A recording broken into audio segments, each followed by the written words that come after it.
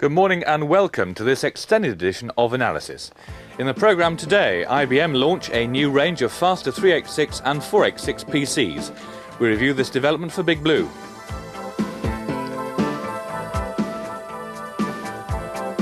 The Cable Television Association meets in London. What does it want from the duopoly review?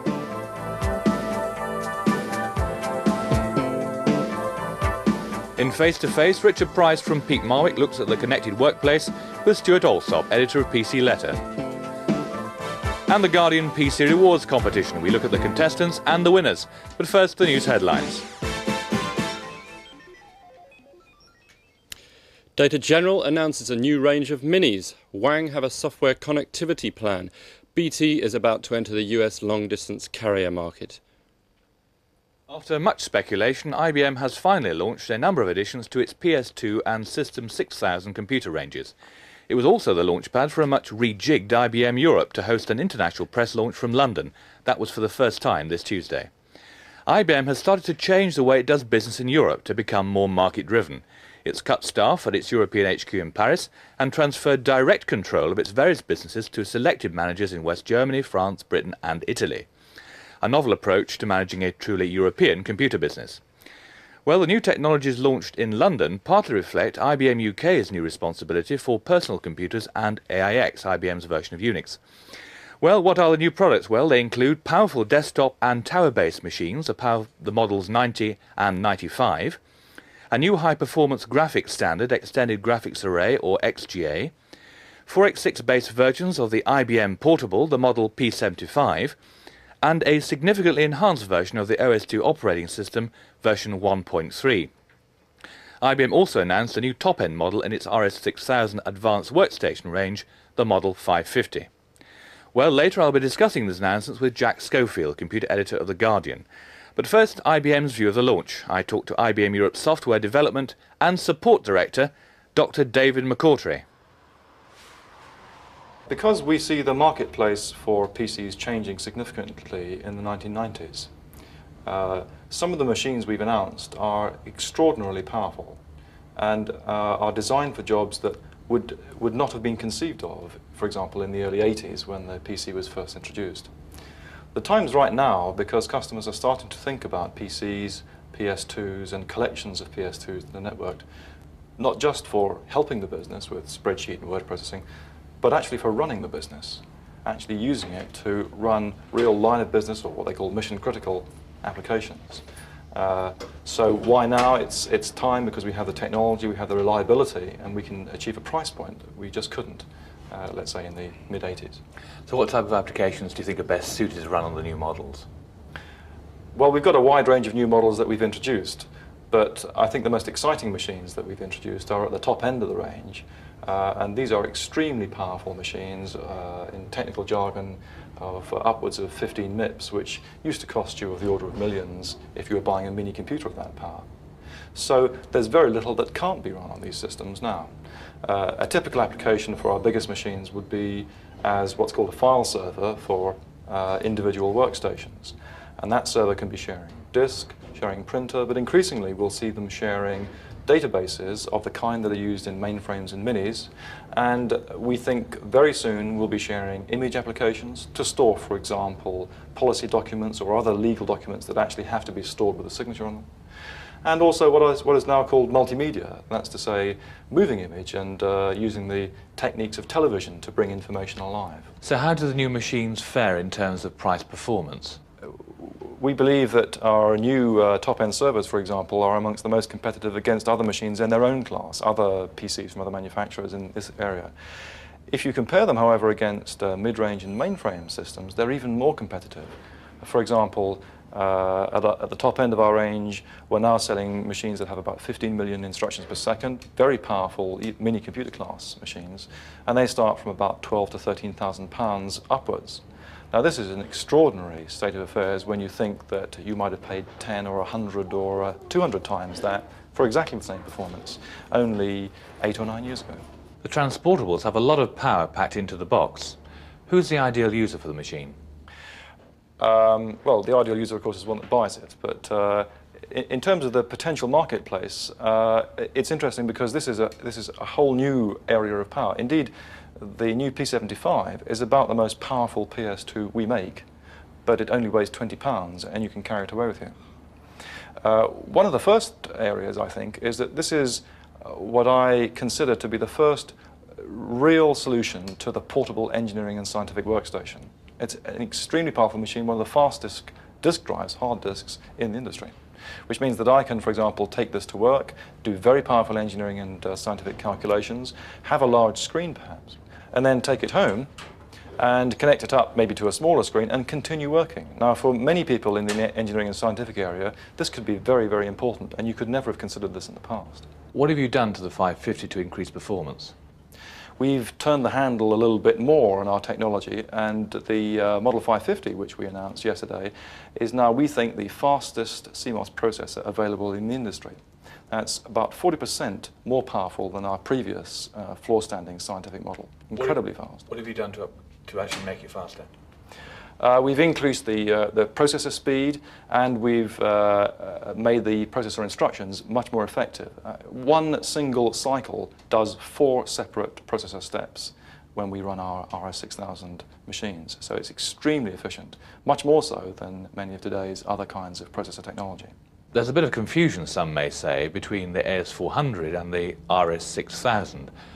Where do they sit, and who's the ideal user of each? In general, I don't think there is much overlap, because the RISC System 6000 is very firmly aimed at the engineering and scientific marketplace, where very strong graphics, very good floating point performance, and sheer raw power is of the essence. Now, the AS400 range is absolutely not aimed at that. It's aimed at the general business marketplace for customers running the general business. So that's accounting and a whole bunch of other kind of applications, storing data and keeping financial and personnel records and so on. So in that context, they don't overlap. We do, however, make a very powerful RISC System 6000 machine at the high end that can support multi-user applications, rather like the AS400s. And you might think there's some overlap there. But we're a customer-driven company, and if the customer wants Unix as an operating system, then the product we'd sell them for that is the RISC System 6000, because that's a Unix device. If they want the benefits of the unique architecture of AS400 for business, which is very appropriate in terms of application development, data storage, and ease of use and ease of management, then the AS400 is the appropriate choice.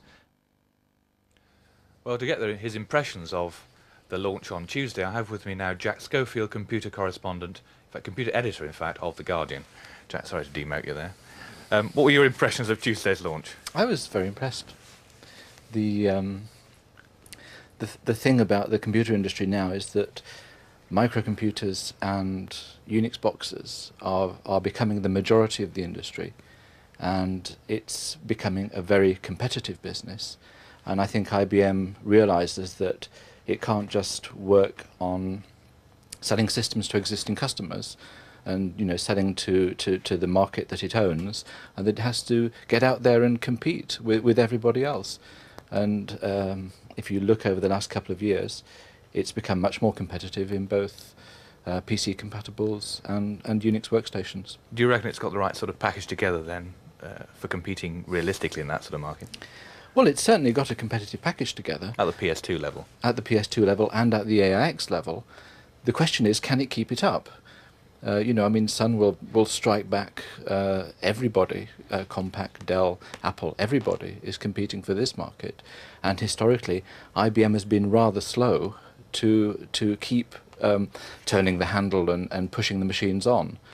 You know, the 6150 sat there dead in the water for years, you know, with very little being made to improve it. Do you think that IBM has a slight edge at this time? It's normally renowned for launching underpowered boxes quite early on in the cycle. Do you think it's got a bit of a fair chance with these new announcements?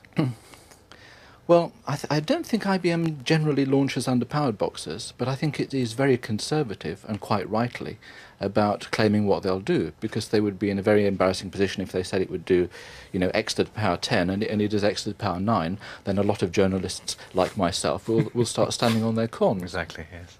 But it does have new products, and that tends to put you at the leading edge of the cycle. The question is whether you can keep it up. There was a point when IBM was taking 18 months to design new PCs, and the market life of those PCs was only 12 months. Now, if you're in that position, you're not going to make a lot of long-term impact on the market. It's taking obviously AIX Unix quite seriously, also so it says with the AIX version 3. Is this yet another proprietary standard? Or is it going to be? Is it as truly open, or will it become as truly open as they say it will do? I wish I knew. Whatever you say about AIX, it does run on the RS6000, which is a proprietary IBM processor. So it is not as open as the versions of System 5.4, which will run on any SPARC processor, say, or any Intel processor. One of the things I asked at the launch was whether the AIX that runs on the IBM Intel processor will be compatible with the other versions of the OSF1 operating system Unix that run on other Intel processors. And the answer was that IBM would be advised by Unix International and SCO and Intel, who've basically setting the binary standard. But whether it will be or not, remains to be seen. We don't know what IBM will actually do with OSF1 and what difference it will make to AIX3 or when they will do it. I mean, I don't think it will be this year, and I don't think it will be next year. So if you are committed to AIX, you are committed to a period of uncertainty. XGA, a new graphics standard, will have a great deal of impact? Well, it's difficult to say. I suspect it will, because it's obvious that MCGA, which came in with the PS2 Model 30, obviously went nowhere. The 8514A, I do wish I knew where they got these snappy names, A sort of graphics standard, wasn't it? That's right. That was the sort of that was the sort of Sierra, yes, opposed to the VGA, which is sort of escort class.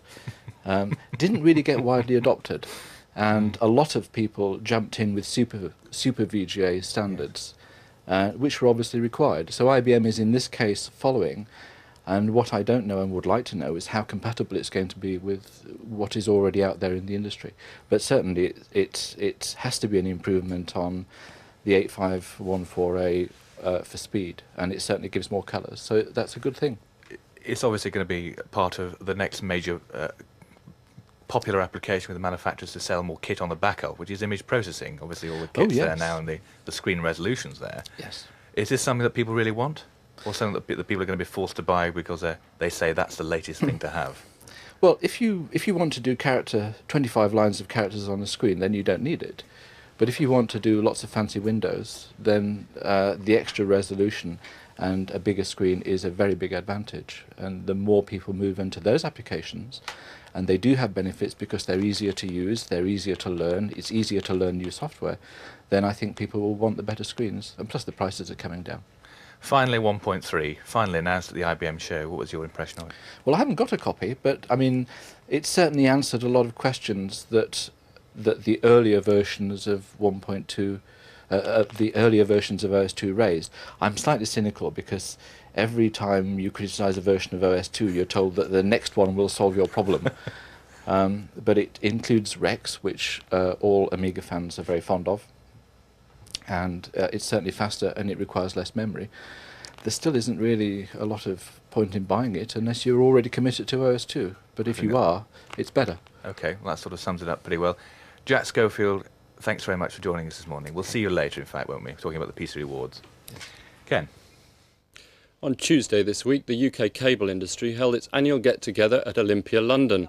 With the duopoly review document due in a week or so, delegates had much to talk about. The panel discussion on telecommunications consisted of Mercury's Peter van Kuylenberg, Vivian Peters of the TUA, Sally Davis of Cable Camden, Tony DeStefano of Pacific Telesis, Tony Vardy from BT.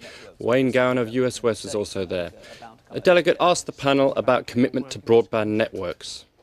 We're actively looking at ways of providing broadband, video broadband capacity on demand and being able to mix that in, as it were, with our voice network. We're providing a service to the UK broadcasting industry, BBC and IBA, today, which is, I think, fairly comparable in some ways to the sort of relationship we'd like to see in cable TV. In other words, we are carrying the pictures and the sound around the country over very efficient networks for them in a way that allows them to deliver service to the end customer in a method of their own choosing. In that case, we don't deliver it to the end customer, but they do that for themselves.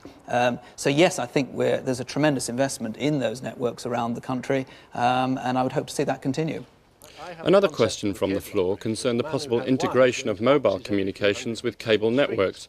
Vivian Peters of the TUA proposed links with the emerging PCN networks. What I was trying to put over earlier is where we see the PCN operators working very much with the cable television franchisees, interconnecting with each other, therefore having the clout together to go for interconnect agreements with PTOs. Now, the users aren't interested, well, they're interested in quality of service and tariffs, but overall they're not interested in who carries their service as long as the quality is good. And so they could jump from, say, Camden down Mercury and then jump off at another link, another franchise link, say, in Devon. And if the quality of service is good and the price is right, they'll go for it. Computer Channel asked the panel whether it felt that in the event of cable companies competing more strongly for local telephone services, new regulations would be needed to ensure fairer competition. For the needs of the user. We have, as was mentioned earlier, argued that in fact the more you move into a healthy competitive marketplace, the less regulators should be needed. And I apologise, not sparing John's blushes down there. I mean, Brian's escaped, but I think we do feel that as time goes by, regulation should be less needed. And in that context, hopefully people have the freedom to do what makes sense. And as I say again earlier, we mentioned there should be just as much freedom for the cable companies, for example, not having to seek determinations, which was mentioned as a source of delay, as on anybody else. So hopefully that may actually encourage some things to develop. It's not so much whether you want more or less regulation, it's the right type of regulation and the right type of regulatory powers. And one thing that we do not have in this country is very effective competition law. If you compare how we operate here, and this spreads across any industry, how we operate here in the UK compared with the US and even parts of Europe, and the Treaty of Rome actually lays down opportunities that we could take and adopt in this country, which would strengthen the way in which we could deal with those types of delays and those types of anti-competitive practice. I know that the DTI has had it in mind to introduce more competition law for some time. It hasn't happened, and I think actually it's a major issue and it's a very important issue that I think would be very helpful to all of us in the telecoms environment if that were to be done. After the panel session, I asked Tony Vardy whether he felt the industry had any reason to be afraid of BT's intentions.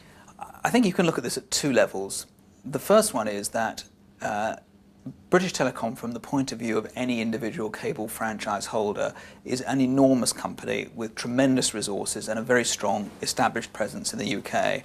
And if we were to use that position to try to destroy a cable company in a particular location or around the country as a whole, we could no doubt do a lot of damage. That, I think, is an understandable fear. It's one that we believe is very easily answered in terms of controls on monopoly power and strength in the marketplace and so on, but nevertheless an understandable fear. The other, I think, is that it's quite clear that cable companies are very keen to develop telecommunications as such, as part of their portfolio to the end customer, and in any situation there where British Telecom can begin to exploit its own network in a way that at the moment only the cable companies can, one of their advantages perhaps disappears. And that's something which we recognise but believe that, given a time lead on this, should be taken out as part of the current duopoly review. So giving the cable companies a head start in exploiting that position, but we don't believe then it's healthy to maintain that special protection for too long in the future. So if you get what you want from the review, do you see yourselves working in partnership with cable companies or at some time later on competing directly with them? Primary focus clearly is in cooperation with the cable companies. And one of the reasons that we want to see the rules change now, and indeed although we've suggested end of 93 for the main lifting of the asymmetry regulation, we've also suggested that where it suited us mutually with a cable company before that, it could even be lifted still earlier. But the primary reason for trying to get this agreed now, even if it doesn't happen for some time in the future, is that if we were going to go in cooperatively with cable companies, we have to agree that now. Cable companies are planning their own networks, they're beginning to work towards what they're going to offer in the future by way of building the networks and so on. If we're going to go in together, we have to start now before it's too late and the cable company is already committed to building its network in a particular region. But further on into the future, you do see the possibility of competing directly with them. I think you can never rule it out. It's certainly not something we have any plans to do at the moment, and I'm very happy to go on record saying that. If we're looking at arrangements for regulation that may last 10, 15, 20 years, I mean, I'm not about to restrict our future commercial choice by saying we never do it, but we certainly have no intention to do it today. I think you have, looking to the further future, three possibilities. Either we continue with a purely cooperative relationship supporting the local cable TV company, or we might at some stage consider offering such services ourselves, but that's, I think, unlikely. Or it's possible there will, as time goes by, be other forms of entertainment coming down the line which itself may want to use our network as well. Again, none of us can see that at the moment, but who knows what 10 years from now will bring. At the conference today, there were quite a high level of fear about British Telecom's demands. Do you think those fears were justified? There is a fear about what BT would be able to do if it was allowed to carry entertainment. My view and the view of a lot of the delegates is it's saber rattling. It's something that they are targeting regulators and the legislatures to just try to keep cable off balance. My belief is that the BT system, the BT structure, is not set for carrying entertainment now, and it would take them 5 or 6 years before they could actually be able to do it. Do you think the cable industry has learnt any meaningful lessons from its relationship with Mercury so far? Yes, it has. The cable industry and Mercury have a symbiotic relationship. Mercury have had to change, so have the cable operators. But yes, a lot of lessons have been learnt. Mercury's had some time now to assess its relationship with the cable industry. What's your view on the development of that relationship? I think during the last few months, Mercury has begun to forge a very strong relationship with the cable operators. Until the beginning of this year, to be quite honest, the relationship with the cable operators had not been top of our priority list. We had been much more concerned about building a network that would reach the whole country. In September '89, with the conclusion of extended ingress agreement with BT, we were finally at the point where our network reached 3/4 of the country, and since then our relationship with the cable operators has moved right up to the top of our priority list. The thing that matters now for Mercury is providing access to our long-distance network, and the cable operators are the primary way of doing that. Data General has revamped its proprietary range of mini-computers with the launch of an MV30,000 box. The machine replaces the existing MV15,000 and 20,000s. It will run the AOS VS2 operating system, and like the DEC machine announced last week, is aimed at businesses upgrading. The company is looking to grow the MV range alongside its newer Avion Unix workstations. It's still waiting for confirmation of a deal to sell $127 million worth of those to the US Geological Survey. The bidding procedure is currently under investigation by the US Congress. British Telecom is describing as speculation newspaper reports that it is considering entering the US long-distance carrier market, reputedly worth $50 billion. BT would be able to do this through its 20% stake in McCaw Cellular Communications. Analysts suggest that this is one option open to BT to capitalise on its US investments. The company spent $1.5 billion for its share of McCaw in 1989 and a further $350 million on data network operator TimeNet.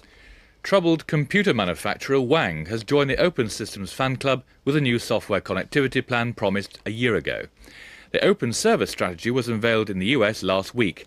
It operates on 2 levels. The first links PC LANs and Wang mini-computer systems. It should allow users of networks like Banyan, Novell and 3Com to access Wang integrated image systems and Wang Office applications. The second level should allow users to construct enterprise-wide networks to support client server-based applications. The poor take-up of telepoint services has led Ferranti to lay off staff of its Credit Phone subsidiary. The company manufactures the handset used on the Zone phone network.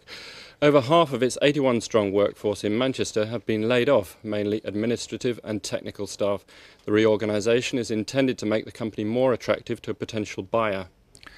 Job losses in the computer industry continue to mount up this week as 3 companies announced cuts. The most drastic losses came from Philips, which declared it wants to lose 45,000 staff by the end of next year. That's 1/6 of its workforce. These cuts are in addition to the 10,000 redundancies announced in July for Philips chip-making activities. They're expected to affect all of Philips' worldwide operations, including the UK. Unisys, which recently announced a $356 million fourth quarter loss, will lose 5,000 jobs. It's already lost its founding chairman, Mike Blumenthal, who oversaw Unisys' creation from the merger of Sperry and Burroughs. He resigned last week to be succeeded by Chief Executive James Unruh. And Bull is to shed 1 in 7 of its 2,500-strong UK workforce. 350 staff will go from the finance and administration departments. The cuts were announced after the company's decision to set up a specialist open systems business unit, which will try and win orders from proprietary sites. Bull UK's Chief Executive George McNeil says the industry's move towards PCs, workstations and Unix is irreversible and has been quicker than most companies expected. Well, yesterday saw the results of the PC Rewards competition, sponsored by KPMG, Marwick McClintock and the Guardian newspaper. Winners were the University of Manchester's Medical Biophysics Department for a research project and DHL for an order system for large customers. There are 2 categories. The entrants to the first have to show how PC technology has benefited a single user or small groups. Entrants to the second have to show how PCs have transformed their business. Well, we spoke to a finalist in each category.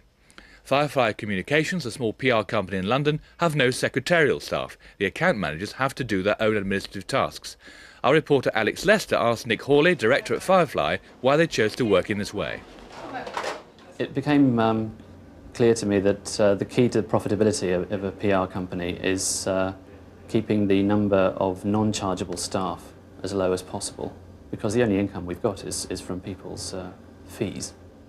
And looking at what secretaries generally do in PR, I decided that they were actually usually lengthening the process of document creation rather than speeding it up. So I thought, why not type in all the documents ourselves? What about prospective clients? How do they get their letters done? Well, I explained to them that, that we're more cost-effective this way, and that therefore they're getting better value for money, and that they're usually getting a faster response and a higher quality response as well. And we usually find that people's writing style improves if they're using a word processor instead of doing handwritten drafts. So the clients always agree with it quite quickly. All our clients are in the computer industry themselves, so they can see the logic of it. In what other ways have your clients benefited? Well, we have a database which helps us log all the different interests of the journalists that we're in contact with, and helps us to target information at the journalists much more accurately than can be done with a conventional sort of paper-based system. One of the complaints of journalists is that they get a flood effectively of junk mail through the door the whole time, with irrelevant press releases streaming in every day. And we try to cut that out so that the journalists actually read what we send them, because they know it's going to be something that's of use to them. Also, we have a much better research capability than some other firms. We have access to 130 different computer publications on a CD-ROM. And that's a year's worth of back numbers, which we can search through with a text retrieval system within a couple of seconds. So I like to think we're a bit better informed. Adele Gauthier, account manager, entered Firefly into the competition. We asked why. Talking to people in other PR companies, none of them seemed to be doing anything like what we were doing. And talking to our clients, no one else they knew seemed to be doing the same sort of thing. I think PR generally is thought of as a fairly low-tech industry, and I don't think that's good for the industry, especially the high-tech PR business. So we thought we'd tell people what we're doing and just put across that PR can be high-tech. Tell me first of all what the system does. We all have PCs on our desks which are linked onto a local area network, which allows us to share data and printers and other devices. We all use word processing software and spreadsheet software, plus presentation graphics. And we have a database which was developed for Firefly, which allows us to look at our press contacts and publication contacts. We also have electronic mail links with all our customers. You say you communicate with your clients electronically. Do they send you electronic mail as well, then? Yes, they send us mail back too, and if I sent them a file for approval, they'd make alterations online and send it back to me. It means we save a lot of time. We don't have to keep faxing things, rekeying things. We're not relying on mail rooms and fax machines being cleared on time, and we get the right information to the right people, so they see it as an advantage. Having a catalogue of high-tech clients as you do you find this is rather a double-edged sword, and they're constantly calling you up electronically, wanting information and interrupting you as a result? Essentially, PR is about information, so we have those demands anyway, and if we can respond to them faster, that improves the service we can give our clients. Another finalist, Prowess Racing Classic Car Restorers. Roland Whitehead, a partner, masterminded their system under difficult circumstances in what is a fairly low-tech industry. The biggest problem with Prowess Racing is that everybody involved hate computers. They just cannot stand computers. They've been involved with working on the standard PCs. They've been involved also working up on mainframes. And they don't like it at all. They are shy. We've still got the sort of 60s computer phobia coming in. And that was a very, very important area. The second thing that they wanted was they wanted an awful lot of information going in and out, and they wanted to be able to find things. They wanted to be able to modify things within the computer in such a way that they could keep control on what they'd modified and look at where they'd gone. My conclusion was to use a system that they could afford, that they would be able to react with quickly, wouldn't need very much training, and yet was powerful enough in order to perform these tasks, which after all a lot of software perhaps couldn't do in the standard format. So it came a case of we couldn't actually buy anything off the shelf and modify it. It had to be started from scratch. We specified that they should use Macintoshes because of the well-known Macintosh-friendly interface. They've never had any formal training. All I've done is sat down and said, you've got to do this, this, point and click. And we developed our prototype in what was supposed to be the Macintosh standard language, which is HyperCard. This is pushing HyperCard to its limits. HyperCard is quite a simple card stack type application, and jumping around cards automatically became a bit complex. We then went totally to the other end and used what's probably the most powerful relational database software available. It's software called Fourth Dimension, which is from a French company called ACI. And this was really like, I don't know, using a giant rock breaker to break a sort of grain of sand. It was very, very much over the top, but has, because of that, enabled us to do some quite sophisticated stuff. The classic car restoration market is very price competitive. It can take months to repair each car. We asked Hugo Spowers what the computer has given Prowess Racing to enable it to give that little bit extra. Well, it enables us to monitor the progress of a job. The most efficient way to handle a job is to keep just one mechanic working on it, but keep him working on it full time, keep him supplied with every component he needs, and that involves working with lead times and subcontracted components and making sure that when he needs a component it's there. It's very easy for somebody otherwise to spend a couple of hours or even a couple of days still busy and doing things but not doing them in a very efficient way. And the moment there's any danger of that, one has to just cut him off that job and put him onto a completely separate car for a sensible period of time. There's no point in taking him off for one day onto something else. They're jobs generally that are in the region of 500 to 1,000 hours to complete. And if you are going to take him off the job, he's got to have the ability to get back on the job without losing his way. And so we're able to cross-reference back to the earlier conduct of the job, and he can pick it up without a great problem. The other key advantage, of course, is that those hours that he works are detailed very precisely and broken down very, very accurately, and it's beyond dispute that something that he says takes an hour, takes an hour. Implementing the system has enabled Prowse Racing, without any training of any sort, to charge a rate that is higher than their best competition, yet still produce documentation that will validate that increased rate and explain everything that has been done. And generally it brings an air of professionalism into what has been a cottage industry type business before. Well, we're joined by Jack Schofield again to tell us all about the whole judging process. How did it go, Jack? Was it difficult to differentiate between the different entries? Not really. We had a very good time. There were 5 judges, and we had all the people to a Park Lane hotel, all the entries and the regional winners, and we had a very good lunch. It was difficult in the sense that how do you compare hip replacements with repairing cars? In that sense, it was difficult. But in fact, the 5 judges very quickly reached a consensus, and so it wasn't difficult in the sense that we had a big argument. So who was the judging panel actually made up of? We had Richard Price from KPMG, and myself, and Ralph Corns, regular columnist in the Guardian newspaper. We had a previous winner from Allied Dunbar, and we had Philip Oppenheim, the MP for Amber Valley. Right, so finally in your first category, University of Manchester turned up at the top. Did they bubble up to the top easily, or was it a close run? Yes, they did. It was actually a joint submission from Dr. Peter Jones of Manchester University and Martin Porter from Wrightington Hospital.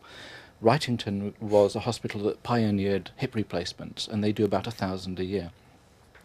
And it's been an enormously successful operation. You know, it really improves people's lives. It, you know, gives them back mobility, frees them from pain. And but you know, even the best operation can sometimes, over say a 10-year period, produce problems. And in what way are they using computer technology then? Well, they're using them for very fast data entry and analysis. They take an X-ray of the hip with the replacement joint, and then they encode it with some very clever software that seeks out edges and locates points, and that enables them to build up a database of what's actually going wrong and where. But of course, it's one of the things that we asked people to do in this competition was to quantify. You know, if you use a PC, you can save a lot of money, you can make a lot of money. In some cases, millions of percent profit. Very hard to do with this kind of application. It was more to do with a good use than actual profit? It was a good use. The profit is there very clearly. What I would have liked the entry to do, but which it didn't, was to try and quantify. But how much is the improvement in somebody's life worth? Right. It's very difficult to do, but I think that's the kind of problem that we have to face. Right. Now the second category was for a transformation of the business, won by DHL. Yes. What DHL had done through Martin Carfrae was to take a PC system with a barcode reader and an electronic scale and actually install it on customer premises. You know, sort of, here's a free PC, we will train you, because it enables them to produce air bills accurately, relatively cheaply, very quickly. And of course, big customers who send out 1,000 or 2,000 packages a day, their business goes up. In fact, I think it was worth something like £1 million a year in extra business, just putting in 100 of these initially, and they're going to expand it to 300. So it was a very good application in the sense that although we loved the racing, I mean, you know, that was a wonderful application and would well have deserved to win. Well, it wasn't a business transformation. Obviously, in the way that two very deserving winners, but maybe a slight disappointment for the smaller companies like the racing group that we showed in the film there. Well, do you think they compensated by being runners-up then? Well, they did get a couple of checks for being runners-up, and they've had quite a lot of good publicity, so I think that will be repayment enough. Compensation. Jack, thanks very much. Thanks. Over to Clive. Well, if you thought that GUI was something that happened to chocolate left out in the sun, then you're really not up with IT jargon. Nowadays, GUI, that's spelt GUI, stands for Graphical User Interface, the friendly bit on top of the software. This week in the contribution from the British Computer Society, Alan Dickinson argues that GUIs are no substitute for goodness.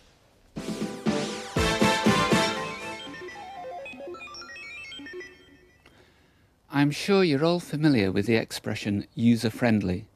Look at the product description of any popular software package and you will find a claim for user-friendliness. I wonder if the inventor of this term realised just how powerful a marketing concept it would become. Like a lot of our computer buzzwords, it has become jargon that is used to impress the listener. It is true that software is much friendlier now than it was in the past. The personal computing revolution has brought a vast range of software to us, software which displays a vast range of quality. Dedicated power on the desktop means software can afford the luxury of expending processing time on the human interface. We can have, and we expect, features such as online help and fast response. But still, the problem remains that a lot of software is difficult to use. It doesn't implement a truly friendly interface. Some software authors clearly think that being user-friendly means using messages like, "Oops, you've made a mistake," or "Have a nice day." For others, pop-up menus, single keystroke selections, and liberal use of colour are the criteria that make software user-friendly. These are all features which add to the friendliness of the computer, and there are some fine examples of excellent software using these techniques, but there are also examples of atrocious software using these techniques. Software with confusing groupings of functions on menus, error messages cloaked in computing gibberish, and an underlying logic which forces the user to work in a way which is at odds with the human perception of the exercise. Soon we can expect the widespread use of the graphical user interface. The software for implementing these interfaces has been perfected, and the hardware is powerful enough and cheap enough to make them a realistic proposition. We are told that graphical user interfaces will make computers even easier to use and even easier to learn. But will they make the systems any easier to understand?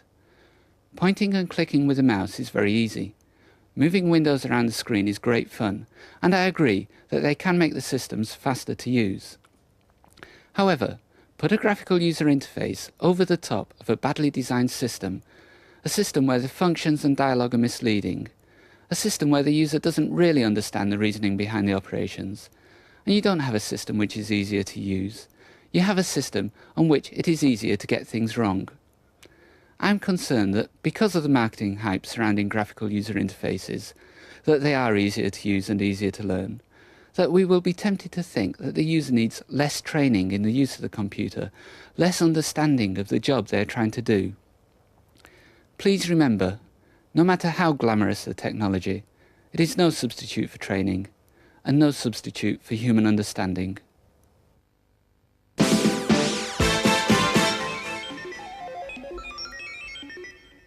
Sun Microsystems is expected to unveil the rival to IBM's RS6000 series next Tuesday.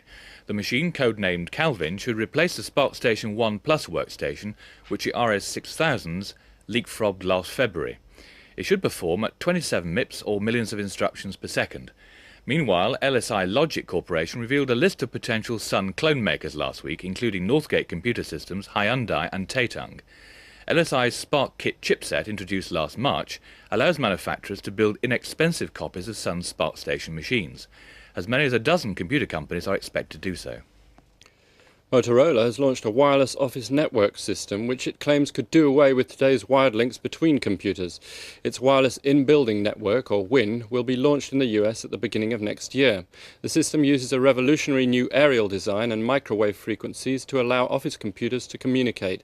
It's compatible with token ring and Ethernet networks and offers a data transmission rate of up to 15 megabits per second. Half the computer companies now considered to be industry leaders will not exist in their present form within 5 to 10 years. So says a report on world IT trends from US consultancy McKinsey. The report came as 6 leading US computer manufacturers announced disappointing results. Unisys announced a final quarter loss of $356 million. Tandem saw a drop in profits from $39.4 million a year ago to $31.8 million for the last quarter, despite an 11% rise in revenue. The company blames large cuts in product pricing, necessary, it says, to stay competitive. Amdahl's third quarter revenues were down by nearly $50 million from the previous year, although profits were up. Cray Research reported revenue and profit down by $23.8 million and $3.1 million respectively compared with last year. Texas Instruments has reported its first loss in over 4 years, $7 million for its third quarter. The company blames depressed memory chip prices and massive capital spending. And even Sun Microsystems has proved a disappointment to Wall Street this quarter. Although profits were up to $26.1 million, earnings per share fell away below analyst expectations. The McKinsey report claims that demand for products is still strong, but it says the ability of the world economy to withstand rapidly increasing expenditure on computer technology will reach a practical limit. It adds that in future, few companies will be able to compete on all fronts against better focused competitors, and most will have to learn to live off much thinner profit margins. Computer world number 2 Fujitsu looks set to be the buyer of BT's special equipment manufacturer Fulcrum. The move is just the latest step by BT to get out of manufacturing. Recently it sold the manufacturing interests in South Wales to STC and is said to be close to selling shares in Mitel to the West German company Bosch. Well, how can business develop computer systems that help it compete in the marketplace? This is the major problem for most senior managers in the 1990s, and one which a conference tomorrow seeks to address. IT Achieving the Connected Workplace is organised by KPMG Pete Marwick McClintock. Here's Clive.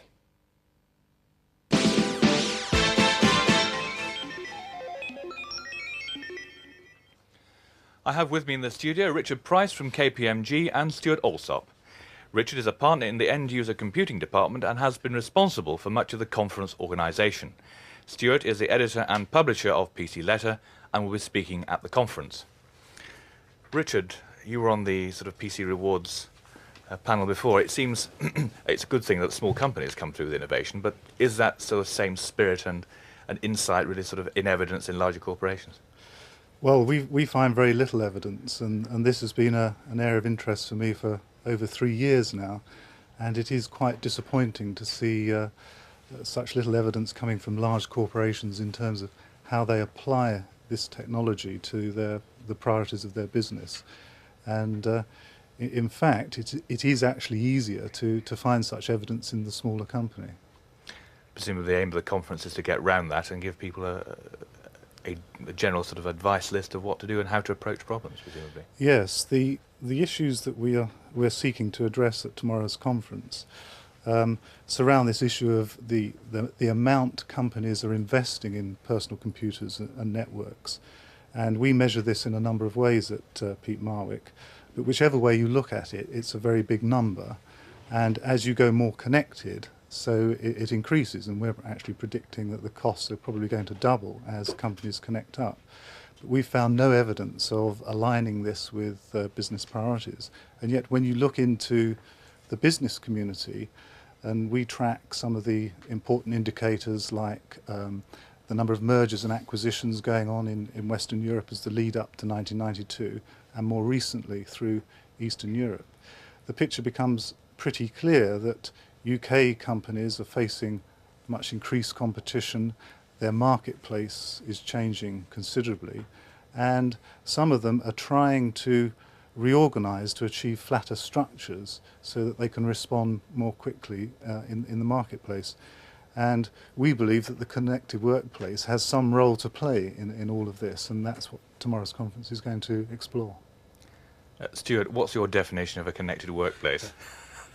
Sorry to start your show with a bit of a difficult question. If you ask half a dozen people, you get a half a dozen answers about what connected really means. The simple definition is simply that you have wires connecting computers together, and that somehow you can use those computers together. But I think really what the personal computer industry and the computer industry at large is trying to accomplish is a much larger definition of connected, so that really the computer falls away and that the focus is on people working together using the computers as tools, so that really the connection refers not to the computers being connected but the people being connected with each other. Do you think that sort of way of that sort of connected workplace idea gets completely lost beneath the technology? Oh, it's very easy to get lost. It really depends on who you're talking to, whether you're talking to the end user or whether you're talking to the IT manager or whether you're talking to the executives that run the company. Everybody brings a different point of view to the technology. The people that are developing the technology and the IT managers who are responsible for implementing it and managing it within companies do tend to get focused on the bits and bytes and the problems of implementing computer technology to the point that they lose sight of what the objective is of installing the technology. The real point is to help people work together and not to focus on, you know, whether one computer goes 50 megahertz or 30 megahertz or whether one technology adheres to a particular point of view. And I think, and particularly in the conference tomorrow, that the point that we'll be trying to get across is that you have to remain focused on the objective of using the technology, not on the technology itself. Richard, why organise a conference now? Do you feel the time is right to sort of... Most people think IT is a sort of cost-cutting tool, cost-saving tool, rather than use it as a strategic weapon, if you like. Right. Well, we think really there are three things left to do for the IT industry. One is the what we might call the man-machine interface or the user interface. There's a lot of work to do there. The other is managing change, actually reorganizing people so that they can really exploit this technology. And then telecommunications, we feel that there's a lot more to come. Now we can bring all these three things together in this conference tomorrow, and it's appealing to business managers and IT managers and the vendors, and they all find it quite a hot topic because investment is high. The PC industry needs to understand more about where its customers are going and what they really need. And so we've got a good attendance, and it does seem to have hit the right button with a lot of people. All right, gentlemen, we'll be going more into those issues in a few more minutes' time. We've got a piece of film and everything, but we'll come back to talk a bit more in depth about the conference in a moment or two. Ken? Now on to this week's Tech Brief. What's the current state of play in the electronic paging market? After all, it's surely simpler and direct to communicate by cellular telephone than fiddle around with a bleeping box. Alex Lester went to NEC's headquarters in Slough to check out the latest in pager technology. At the bottom of the range with a very simple turn-only pager, very discreet, and you can put it anywhere on your body. And it makes a very simple sound, like that. Or if I want to be more discreet, then it will actually flash the little red light, so I don't have to tell everyone that I've received a message. This can be used for simple applications like a fireman. As soon as this goes off, he knows he has to scarper like mad to get on his fire engine. We can then go up to a second form of pager, which is a numeric pager, where you get numbers that come up on the display. But that's not very popular in the United Kingdom because to access this type of pager, you need to have DTMF tones, and the UK normal telephone system is not very familiar with DTMF tones at this time, whereas in the United States, where everyone has that capability, numeric paging is really big business. Then we come on to the top of the range, where you have alphanumeric pagers. And alphanumeric paging came to the UK in the beginning of 1985, and this was the very first alphanumeric pager, and it had a very simple one-line display. And you call an operator, and then you leave a message with the operator, and then a few seconds later this message would come up on the display. Since then we've come a little way. We've now got, instead of a single line, we have a two-line product, and in the future then we're again not going to any smaller products, but we're going to a four-line display. How do pagers fit in with cellular telephones? Well, they fit in quite nicely. There is a common ground where pagers can in fact assist the cellular telephone user. If we take cellular telephones and their reliability, then the systems are quite often congested, or you're not in coverage. And so some people, like doctors for example, want to guarantee that they will receive that call. So if the call is not received, then the call can be diverted to a messaging service, a voice messaging service which will take the call, and then as soon as the call has been taken, then the system will automatically activate the pager to let you know there's a message there waiting to be recalled. So I can do a demonstration of that if you like. So I'm going to call my own particular voice messaging service, and you'll then hear it, answer, I'll leave a message, and then we'll see the pager respond.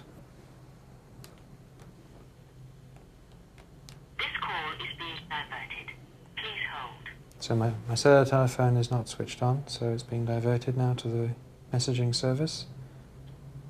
And then you'll hear my voice.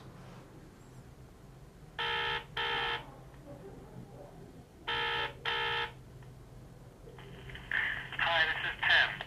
Please leave a message and my pager will alert me to your call. Thank you. Hi, this is Tim, testing out my voice messaging service, and when I finish this message, then the pager will then alert me to say there's a message awaiting me.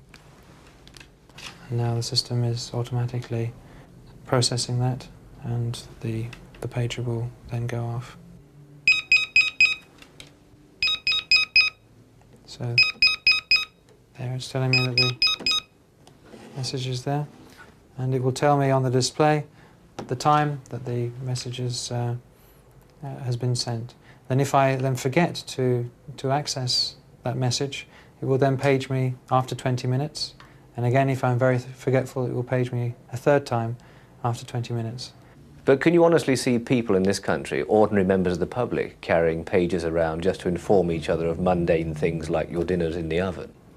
Well, we're already seeing in the States the youngsters carrying their pagers, saying that dinner's ready. There are also, I believe in one of the states, there's a law against youngsters using cellular telephones in the playground. So already this kind of communication method has reached the consumer market in the States, and I'm sure it will percolate into the British market when we get rid of our conservatism. What sort of future do pagers have? It's been proved that the cellular market and the paging market are very, very different marketplaces.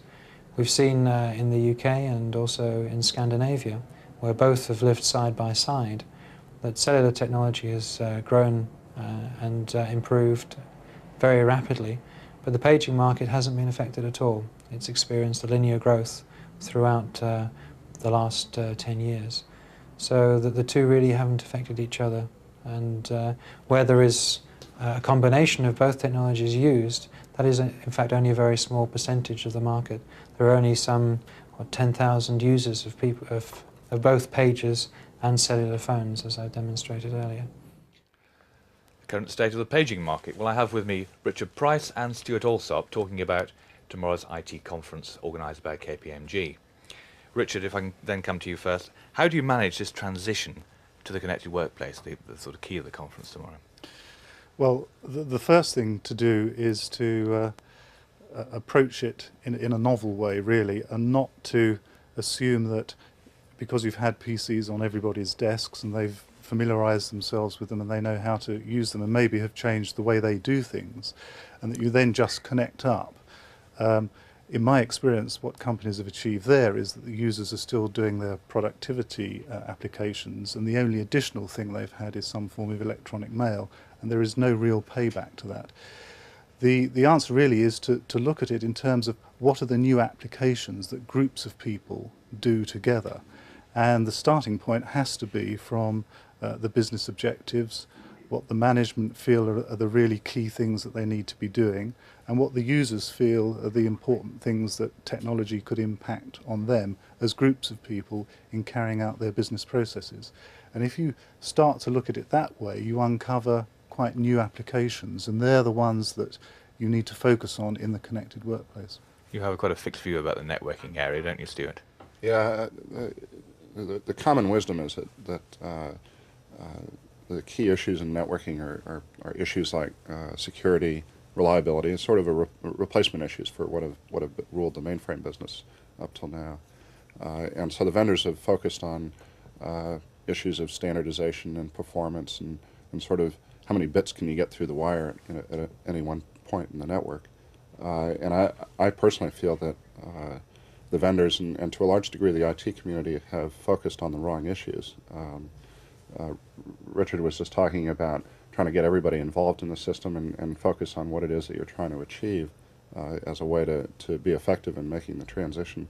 And so the key is getting that personal involvement from the users, and when you design a network, the issue then is not how fast you're moving bits around the network, but whether people understand what the network can do for them, and whether they can see the end result.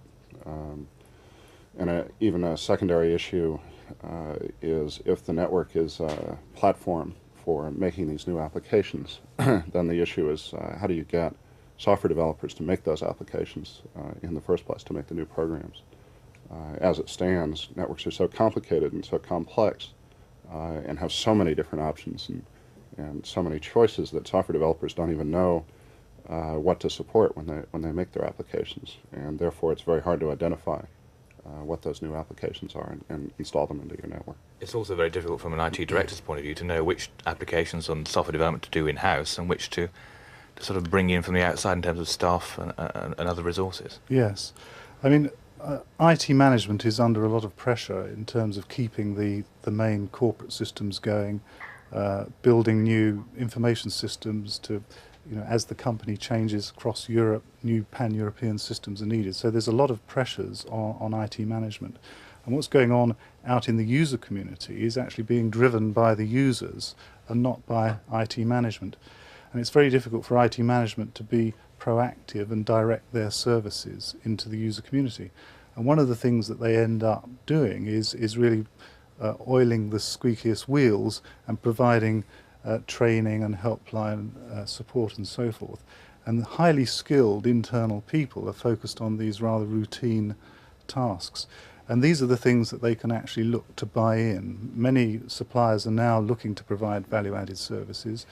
IT management should be looking at that to select the right people to provide some of those routine services into the user community and enable their sort of limited internal resources to refocus on the business priorities and come away from these routine tasks. Do you think how the manufacturers sell their wares will reflect that?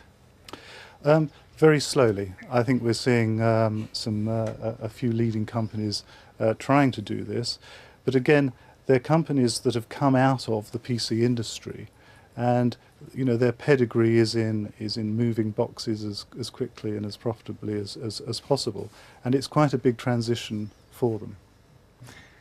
Stuart, obviously we've seen some pretty lousy financial results from virtually all the majors at the moment. Are they going to be coming up with some trendy application to try and save them from extinction?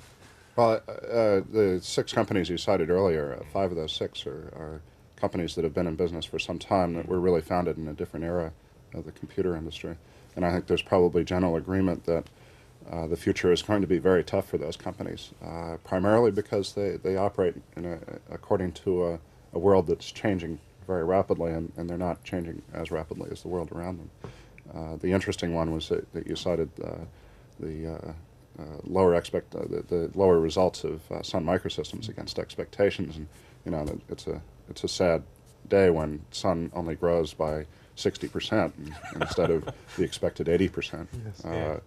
The truth of the matter is, and I think everybody understands it, that the newer companies that have come along, although they have been used to a different model of business, of box shifting and merchandising and retailing, have understood a more modern technology that's easier to apply to customers' problems, and that they will adjust as time goes by to different business models that are needed with the technologies that customers really want, whereas the companies that are older and used to a different business model are going to have a much harder time delivering those kind of technologies. I know you're writing very recently in PC Letter about the client-server relationship, but no one really knows what the hell it is. It seems to be a sort of cornerstone for every manufacturer now to sell its wares. Yeah. I mean, is that going to be the sort of the way of selling computing into companies now? Our end users are going to be brainwashed into feeling that's the way they should work. Is it the way to work? Yeah, client-server is another of those buzzwords where even the vendors that are selling it don't have a common definition of what it is and what it stands for. The sort of fundamental notion is that in any one transaction in a computer system, you have a client and a server that can provide the resources to that client, and there's some interaction going on there. The problem is that it's such a vague definition that it can be applied to everything from mainframe databases sold by Oracle to the most modern new database systems sold by Borland or Ashton Tate.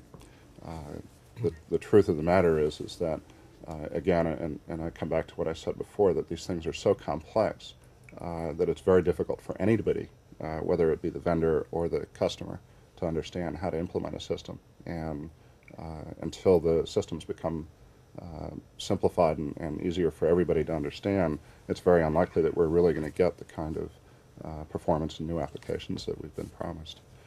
Tomorrow should be a very interesting day. Stuart Alsop, Richard Price, thanks very much for joining me this morning. Ken.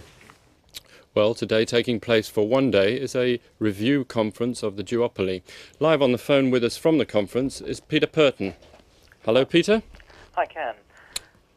So far you've had a chance to see Ian Vallance give a keynote address. Is that correct? That's right. He's the only person to actually completed his paper so far. He attacked the fact that liberalisation is going too slowly in other countries, which is an interesting angle, saying that the UK shouldn't over-liberalise if they don't have some sort of quid pro quo from other countries. Of course, his main concern is to make BT a global company, and a global company means having more or less the same operating conditions wherever they are.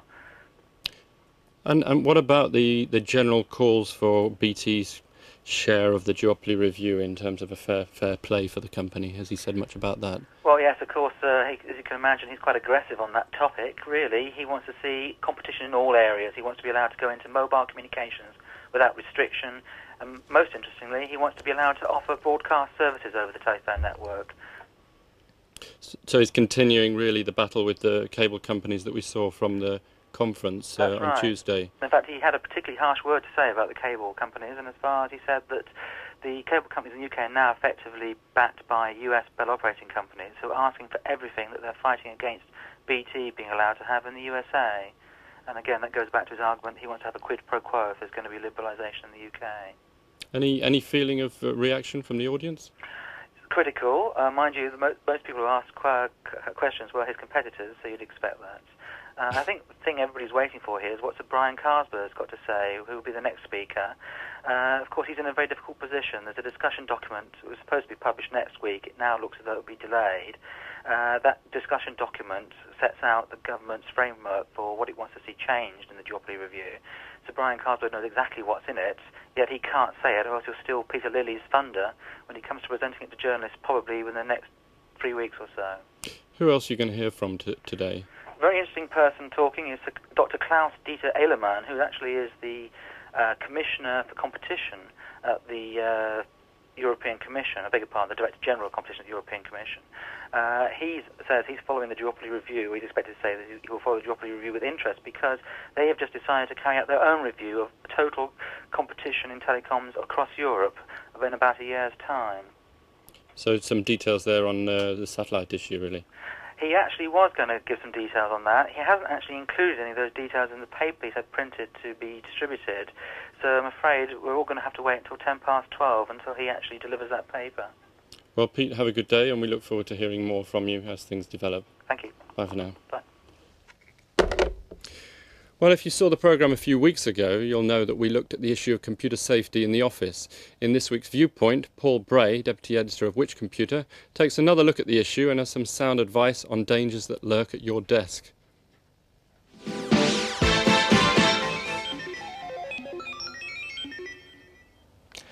Just how dangerous are computers? Judging by the publicity, you might think they already carry a government health warning. So far, most of the noise has been made about the physical injuries computers can do to you. Sore eyes and headaches are a common complaint. Laser printers can poison us with their ozone. Static electricity can cause skin disease. Repetition strain injury can cause agonizing pains in the arms and shoulders. Inevitably, when it comes to solving these problems, most of the attention has been focused on the hardware. Your workers are crippled with RSI? They all need new chairs or a new style of keyboard. They get constant headaches. They need new screens. Or if you can't afford that, anti-glare filters. Dry eyes, itchy skin, bad temper? Of course, it's the static. Perhaps an ionizer might help. Perhaps it might. It'll certainly help the manufacturers who make them and who generate a lot of the publicity. Equally, it might put off a lot of employers who reckon they can't afford to shell out tens of thousands to re-equip their offices. So before you reach for your checkbook or bury your head in the sand, take a walk round the office. When the data entry clerks complain the system's frustrating to use, don't dismiss them as hysterical women. Perhaps you didn't consult them when the software was written. Does a kind of electronic spy in the cab count their every keystroke?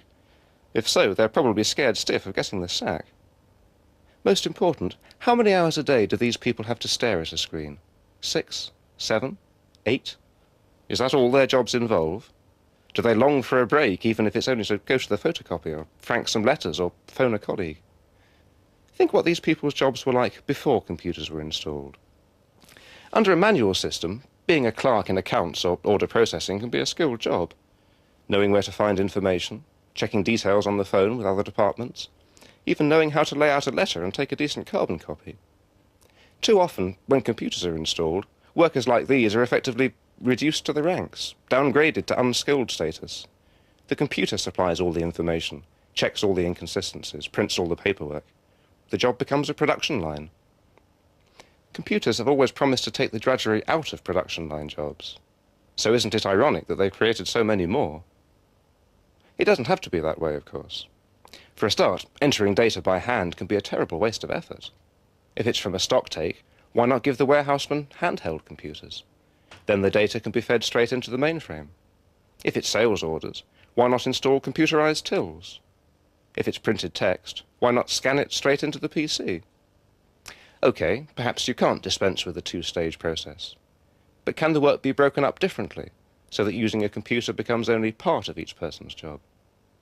To give you one example, the membership department of a big trade union used to divide up jobs by function: membership records, branch contributions, inquiries, and so on. If they computerized like that, some staff would have spent all day on the phone, while others were tied to a computer screen. Instead, when they computerized, each staff member was made responsible for a geographical area.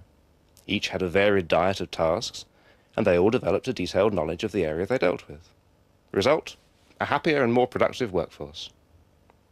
The bottom line is that no one should be encouraged to stare at a computer screen for more than half their working day. If they do, the chances are they'll make more mistakes, they'll go sick more often, they'll leave their job sooner. All a big expense for their employer. Now, I'm not saying that job design alone is the cure for all computer-related health risks. Users do need decent desks, adjustable chairs, screens that don't flicker.